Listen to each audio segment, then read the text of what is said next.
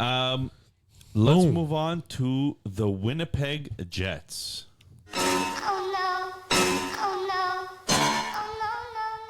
Uh-oh, what's happening? Well, Dom's model stated that you had the worst offseason out of every team in the league. And please, Junior, remind me, how many teams are there in the league? 32. 32 teams. Worst. Look, they had a great season last year. So they had 54 wins, 24 losses last year. Great regular season, really. But on Vezina Trophy winner in Hellebuck. On Hellebuck's back, they had a great season. The power play ranked 22nd in the league, which is not that great. No, not for a team that finished with as many points as they did. 18.8% conversion rate. Who's in? Capo Kakkonen. Who's out? That's all that's in. Who's out? Well, this is why I think that they were saying that you didn't have a great offseason is because, unfortunately, you lost Tyler Toffoli, you lost Sean Monahan, you lost Brendan Dillon, Nate Schmidt, and Laurent Brossois, who was probably one of the better goalies last year for a 1B or backup goalie, right? Last year. Guys, you still have some great players out there, and I'm going to give my take on all this as well. But you have a Tier 2 player.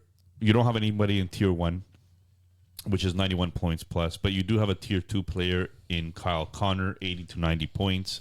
Vince, why don't you start us off with Kyle Connor? Listen, Kyle Connor produces every year. He's a goal scorer. He likes to get into the dirty areas. Last year, if I get the stats over here, last year, 65 games, 61 points. It's almost a point per game pace. And listen, he got injured last year, so obviously it took a step back. But he's been the most consistent player that we've seen, like 93 points, 80 points, 61 points, 50 points in 56 games, 73 points in 71 games. So he's proven that he could be a point per game player. So that's why we put him in the tier 2 section. He's a goal scorer. So I mean, last year 34 goals in 65 games. So that's gonna go up higher this year. So I just feel there's a no-brainer. He is their best player, and he will produce. And I think his salary is still reasonable, if I'm not mistaken, right now. 7.1. Which is reasonable for the amount of points he's not reasonable. It's a steal. It's a steal for the amount of points he puts up. So. And he still has this year coming up and next year under that salary. A shooter is going to shoot. Yeah. And that's what Kyle Connor is, a shooter. He averages almost 280 shots per game. Per season. Jeez. Per season. His shooting percentage is in the 15%, which is what he got. He's a goal scorer, and he's about a point per game player at his ceiling, except for that 1 year he got 93. I agree having him between the 80 and 90 point range. Look, there's not much to say about this guy other than imagine if they had a good power play. Yeah. 22nd in the league on the power play. If they can improve that. But could it be that they were 22nd because he missed 20 games? Well, I'll get to that. A bit of everything, I'd say. But basically, well, I'll get to it now then. Yeah, you're up, Nick. All right, I'm up. What do you think? Look, Kyle Connor. It doesn't matter what you... Okay. 65 games played only last year. And I find that Winnipeg will go as far as Kyle Connor could take them. Because I really think that he is the catalyst of this team. He is their best player by far offensively. And he could put up 81 points or more if he stays healthy for a full season. Mm-hmm. So, like last year, he had 221 shots on goal, only in 65 games. He averages about 280 to 300 shots on goal, let's say. You're talking about somebody that's top power play. You're talking about somebody that could hit 40 goals if he stays healthy for the full season. So he did 32 the year before in 2022. I think that was a little bit of an off year, shooting percentage-wise. But this year, if he stays healthy, I see him hitting back that 40 goals stage. And that's who Kyle Connor is. He's their goal scorer, right? When it comes to the next player on the list, well, it's Mark Scheifele, who's his line mate. And Mark Scheifele is a type of player that is very controversial because he just got an extension, right? Him and Hellebuck just got extensions. And Mark Scheifele, I believe, is $8.5 million now. But he's proven to be a point per game player in his leagues. Like, I mean, in 2016, 2017, 82 points, 79 games. 2017, 2018, 60 points in 60 games. 2018, 2019 off season. 2019, 2020, 73 points in 71 games. 63 points in 56 games. 70 points in 67 games. So I feel he's one player that could easily move up to the tier 2 movement if everything comes together. I mean, last year he hit 72 points in 74 games. So I feel he can move up, especially playing with Kyle Connor the whole year. He could easily move up to a tier 2 player. Yeah, I think his ceiling is a point per game. I don't know. He's a bit of a seesaw. So, it's up and down, up and down. He's not a bad player, but I'm saying, like, he'll have really good seasons and then average season. Really good season, average season. One thing that they talk about Scheifele a lot is the fact that he has no defensive awareness whatsoever. Mm-hmm. He has no work ethic defensively. Offensively, yes. And, for fantasy-wise, all we really care about is the offense. So even though he's a little bit polarizing in the sense that as a number one center, you kind of want somebody that could play both sides of the ice. I don't consider him a number one center necessarily, but 80 points average or 80-point paces that he does put up, I think that fantasy-wise, he's definitely a number one center. His salary isn't too expensive. It's a little bit expensive, but not too expensive if he actually plays all 82 games and hits that 80 points. So I don't see there's much to talk about Scheifele other than that. I don't think he loses anything here. No, he is who he is. Same with $8.5 million. That's his salary for the next 7 years. Yeah, so if he puts up a point per game, it's a very good salary for the amount of points he puts. If he puts up a point per game, like he had 42 goals in 2022. Mm-hmm. I don't see him ever doing that again. That was an outrageous shooting percentage. It was a 20% shooting percentage. I don't think he's a 40 goal scorer necessarily, but he could hover around that 25 to 30. Yeah, I can see that. So at least that part is there. If Kyle Connor stays healthy all season, that's what's going to give Scheifele that boost to get back into that tier 2. Yeah, because I think Connor can survive without Scheifele. I think Scheifele dips without Connor. Correct. Talking about tier 4 players, well, I'm going to start with Nikolai Ehlers. Ooh. Because softball there, curveball. Softball. Threw a curveball there, Nick. We make up our own sayings here, but Ehlers is a softie. He's a softie. He is definitely a softie. He's a papier mâché. He's a shooter. Loose leaf paper is the term that we always use. The papier mâché was for guys that were extremely... He played 82 games last year. He played 82 games last year. Good point. 61 point pace only, though. I'll let you start, Vince. If you guys ever watch Ehlers, you guys know he's a shoot-first player. He just shoots. Like last year, he got 233 shots, which led the team. So, to me, he's an up-and-down player. Last year, 61 points in 82 games. That is an off year for him. But I feel that's his range. I feel his range is between 60 and 70 just because... So not necessarily an off year then? Well, according to people, they were expecting more than that from him. That's right. But I feel he's between a 60 to 70 point player. I don't see him being more than that. And at the end of the day, his saving grace is if Velarde stays healthy, or else who's playing that second line center for him? Well, Velarde actually played wing. Yeah, Velarde played first line wing last year. Yeah, with Kyle Connor and Mark Scheifele. So who played center? Namestnikov, Monahan. Yeah, so now you're throwing Cole Perfetti in there? Or Lowry. No, not even. They have Namestnikov right now projected. Yeah, it's brutal. But going back to Nikolai Ehlers, I think we're due for a bounce back season. It's also a contract year that usually comes with a bit of a boost in points. He's got something to prove. I think if he can stay healthy, I agree. Maybe a 60-point pace, which is a little bit better than what he was pacing for last year. But look, would it surprise me if he played an 82-game season on a contract year? He came close to 70. No, it wouldn't surprise me. It wouldn't surprise me. He's done it before in 2020, 2021, 46 points in 47 games, 55 and 62 last year. So it could be done. His shooting percentage dipped below his average, so I see that going up a little bit more. But what scares me the most, they haven't changed the coach, have they? Oh, they did. They did. Rick Bowness is no longer coach. No. Rick Bowness dropped his minutes by 3 a game.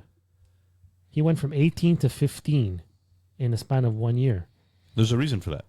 There is a reason for that. But now with a new coach, who knows, right? It's a fresh slate. So we'll see how that goes. But I do foresee Nikolai Ehlers' bounce back season. Okay. I've lost complete faith in Ehlers. I held him for years and years and years, and I ended up trading away every single share that I owned in him. And the reason why is because, unfortunately, he was never healthy before this season. And finally, when he was healthy, he was barely fantasy relevant with 61-point pace, or 61 points in 82 games. You're right. His time on ice had dipped, but the reason why is because he's just not effective at a higher time on ice necessarily. Or at least that's what Bowness thought. So he never played on the top line. And the reason he didn't play on the top line is because he just wanted his own line. Didn't work necessarily very well with those other two players. So Ehlers has been in trade rumors for a lot. He's not a player that seems to be necessarily, like, he's still 28, so he's in his prime. He could hit that 70-point mark. I've just lost a lot of faith. I lost a lot of time waiting on him, and I kind of got bitter out of it. His centers right now, or his line mates, are Perfetti and Nemesnikov. If we're seeing a jump in Perfetti, just natural progression from Perfetti, then that's not bad. But other than that, there's nothing here that tells me that he's going to be playing with players that could elevate him, right? Look, you said he wasn't effective, or Coach Bowness didn't think he was effective. It was a plus 27 last year. I know plus minus whatever, but if you're a liability, you're not a plus 27. They won 54 games last year, and he was playing with the Foley. He was playing with the best goalie in the league. I agree, but so was everybody else. Everybody finished. Holy crap, DeMello was a plus 46. Exactly. DeMello is a very good player. No, for sure, but plus 46, that's some crazy talk. Anyhow, moving on to the last one. Nope, two more. No, Gabe Velarde. Oh, yeah. Yes, then we have Gabriel Velarde. Josh. You'll catch up. Josh. Because I skipped more. Yeah, because you went the wrong way. Gabe Velarde. Gabe Yes. Velarde is the player that we had just said is a first liner right now. Mm-hmm. What do we think he does? No, listen, stay healthy. Another loose leaf paper. If he stays healthy, he'll get his power play one time. He'll get his first line time. He can easily hit between 70 and 80, but he hasn't been able, in his short career, he hasn't been able to stay healthy. So I can't put him in the point per game player because he just can't play 82 games. Yeah, I see him. I think, like you said, staying healthy, he cracks 60 points. I think he can crack 30 goals, especially being on that first power play. Well, he had 22 in 47 games Right, last so year. I think he easily gets to 30 if he stays healthy. But again, like Vince said, when you have a track record, even when we're doing our projections, I don't think any of us could project him to play more than 70 games. You think he can sustain an 18.8 shooting percentage? He's done it every year. He's done it 2 years in a row. 2 years in a row. His 3-year average is 17.9. Yeah, but 22 goals in 47 games reaches like a 38 goal pace. I'm saying 30 goals to start. Then who knows? But again, if their power play improves, with him it's going to help. He was meant to be a superstar, but unfortunately he can't stay healthy. Well, he had 17 minutes of time on ice last year. So I mean, if that's going to be his range, it's very possible that he hits that tier 4 60 to 70 point range or more. His contract is phenomenal. He's one more year at 3.3, I think. Mm-hmm. So you're talking about a player that in cap leagues makes sense, especially if he could stay healthy. His shooting percentage doesn't scare me too much because, like I said, his 3-year average is 17.9 and he was at 18.8. That 0.9 difference is barely a goal. Yeah, exactly. Or two. 14 points on the power play. That's going to be another factor. I think that's going to go up. If he stays healthy, he continues playing on that power play. Don't forget, it was his first year last year in Winnipeg. Yeah. Everything relies on this player staying healthy. And that's the part that, unfortunately, I mean, he was part of my trade when I traded away Timo Meier. I got back Velarde as part of the package. I got Toffoli, Velarde. Both of them ended up on Winnipeg, right? But Toffoli, Velarde, and another player, who I can't remember right now. A second-round pick, I think, actually it was, who I drafted Cristal with. Anyways, so... Not a bad return. Not a bad return, but this player needs to stay healthy for me to have any fantasy relevance in him. And that's the part that we're going to see next year. I think it's going to be an interesting year for him. Josh Morrissey. Nope, not quite. Nope. Tell you what, though, if he paces for another point per game season, then we might have a change. A defenseman in point per game? Yesterday he didn't pay. Last year he didn't pay. It was close. No, last year it wasn't. 69 Yeah, points you're in right. 81 You're right. games. No, he's not quite there yet. He's not quite there yet. But still, 70 points in 80. Let's say 70 points in 82 games, and then the year before, point per game. If he does another 70 to 80 points, could enter the conversation because he does play over 25 minutes a game. He doesn't play all situations. He plays power play. Doesn't play shorthanded. But again, if you're producing 70 to 80 points consistently. Okay, consistently, and my criteria you'll find out next week is 3 consecutive years. I was going to say Vancouver fans were really bitter that because that I'm saying Quinn Hughes did 92 points and and what you did weren't I considering say? as a top line. If he does sorry, it, not top line, number one defenseman. If he does it consistently, he's going to be one, and he will be. He's just not there yet. Anyhow, back to Josh Morrissey.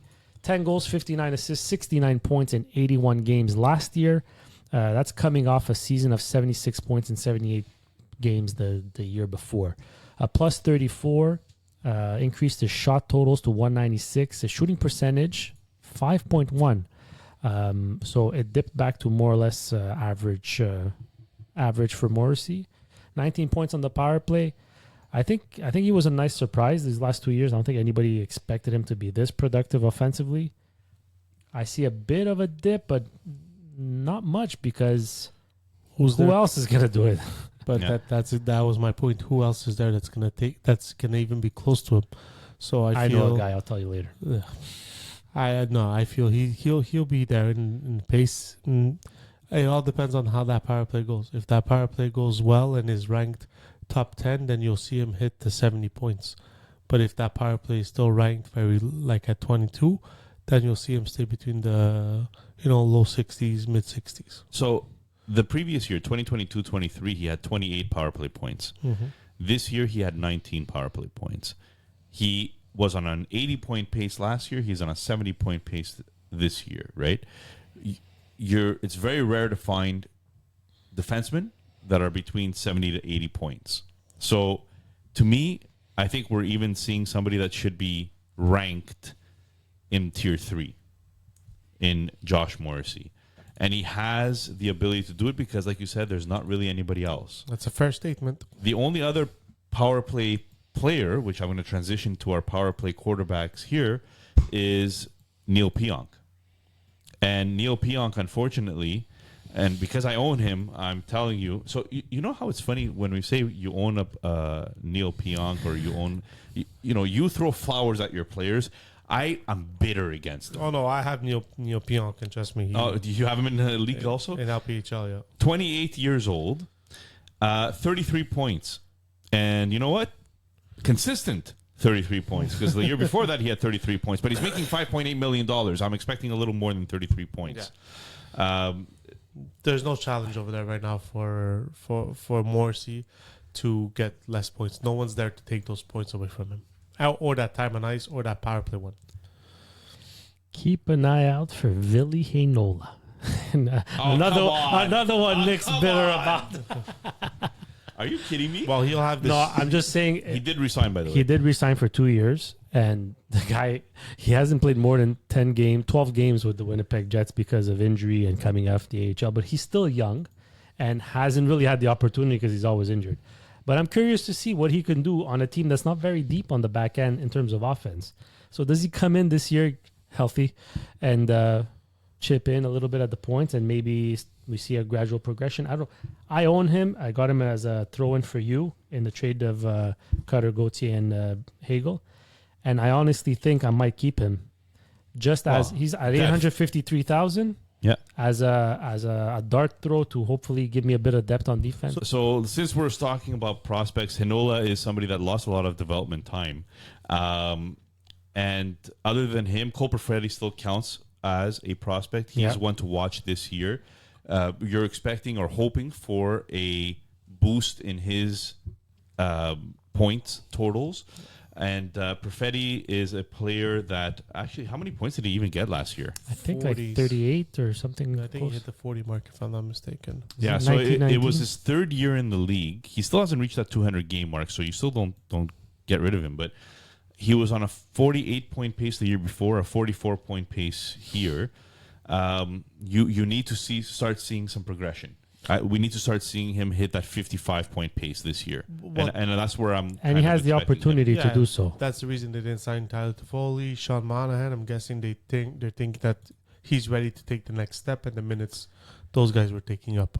Yeah, so I'm hoping for 55 points from Perfetti this year. That's a reasonable hit for him. And he's still it's his last year of his ECL. Yeah. So actually, no, I'm sorry. He's on RFA right now. He's He hasn't on RFA. signed He yet. hasn't signed. But I don't see him signing anything crazy. He's at 45-point paces for 2 years in a row, right?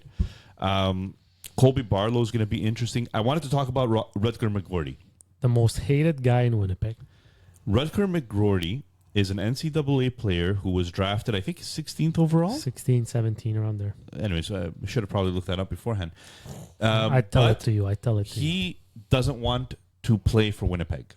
He's bitter against Winnipeg because of the fact that he didn't get an opportunity to play last year, and he didn't play. It's not that he doesn't want to play with Winnipeg. I think his demands are just... No, he wants out. Yeah, he asked for a trade, so he doesn't want to play with Winnipeg. But he wants out because he feels he's more ahead of the schedule than the team itself thinks. But even like we're discovering right 14th overall. We're discovering right now that he's in trade talks everywhere, and that he's got demands. Yeah, he wants to be on an NHL team next year. He doesn't want to be Well, AHL. I read a rumor that Montreal, after the draft, so during the draft, if they didn't have Demidov at 5, they had a deal in place for him. And then after the draft, they also had a deal in place, but his demands were just as high going with the Canadiens. He wanted an NHL spot, and he wanted certain amount of minutes. This is what was being reported. Yeah. And so it's almost like he wants to decide where he wants to go. I think this ends up being where end of his contract, he gets to go where, like Fox. It's not end of his contract. He plays 4 years in the NCAA. That's it. As end of the NCAA but contract. he'll lose money out of this because he can sign an ELC contract, but he's deciding that.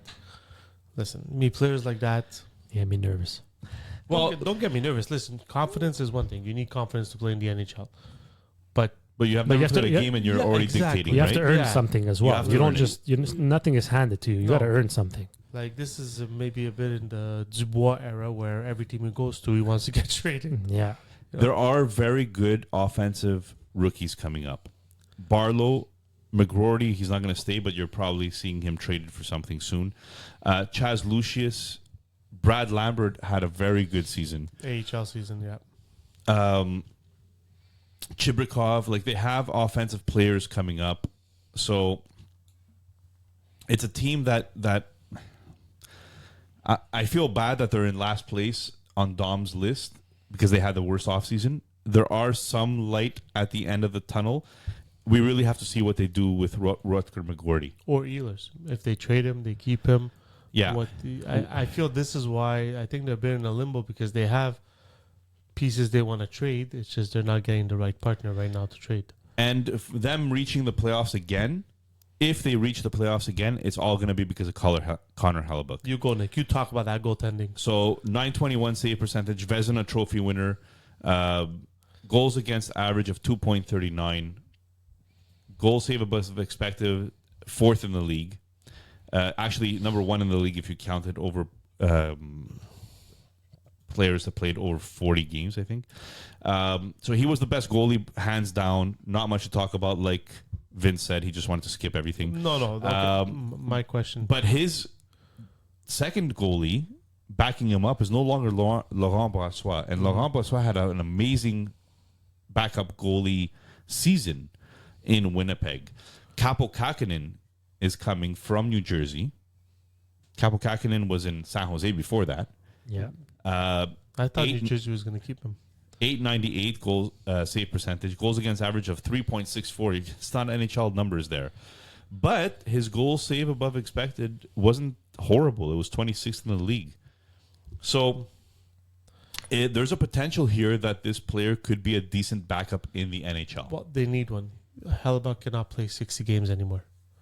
If they want to succeed in the playoffs, he can't play 6 games. It's 3 seasons in a row where he plays 66, 64, and 60 games.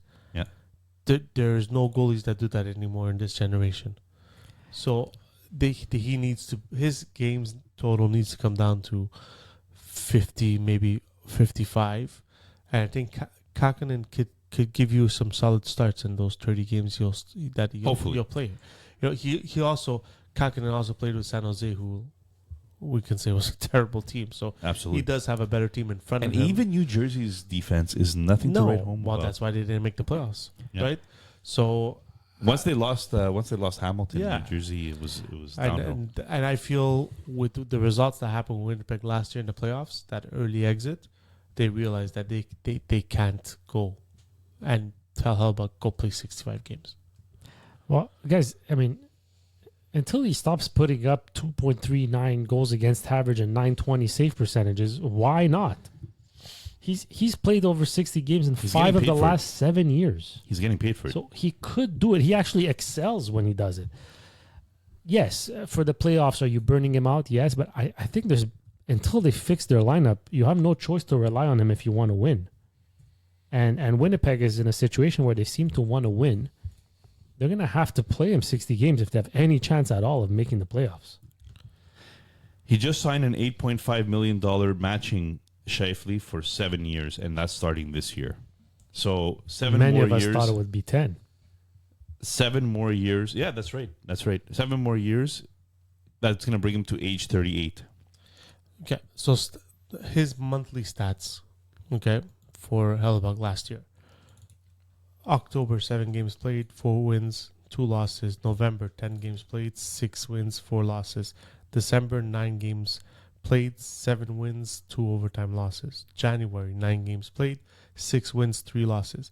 February, 8 games played, 5 wins, 3 losses. March, 12 games played, 4 wins, 7 losses. You can't tell me that he wasn't getting tired playing all these games. It's a good point. It's a fair point, I think. You know, and then in April he picked it back up, 5 games, 5 wins.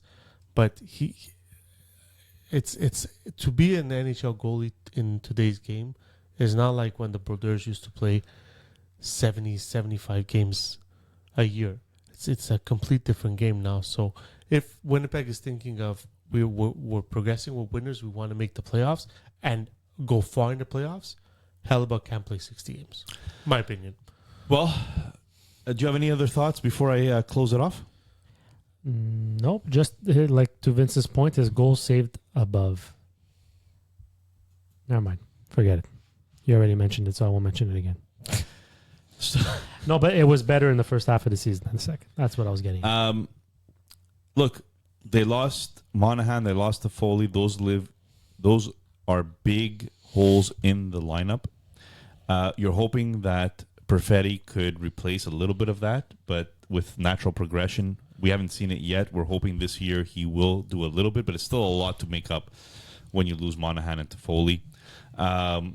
Dillon and Schmid leaving on defense and not properly or adequately replacing them is not very good. Laurent Brossoit was a downgrade from Laurent Brossoit to Kakinen. So I understand why Dom said this team lost the most out of all other teams in the league. And guys, Very quickly, playoff team? Yes or no? Winnipeg, yeah. wild card. I think they're going to be right there. Like, Look, if Nashville goes in, then I think Winnipeg's the team to go out from that division. Ooh.